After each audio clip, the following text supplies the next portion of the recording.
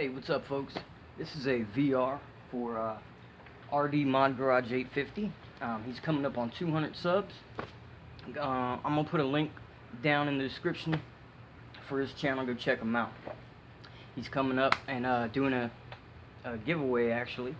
And for his VR, he asked that you show your favorite gun. This here would be mine, my trusty AR. I've got mods on it, new scope. I have a side mounted scope here for close combat, close range firing, so I can just be shooting down range and then just switch it up like that for close quarters.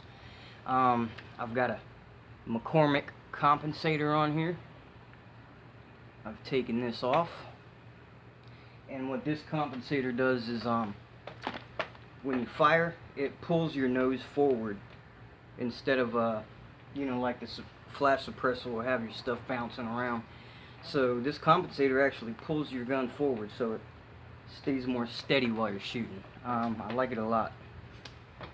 But that's about it for the video. He just wanted to show your favorite gun, and he said also, if you can, go out and shoot with it, but I can't shoot where I'm at.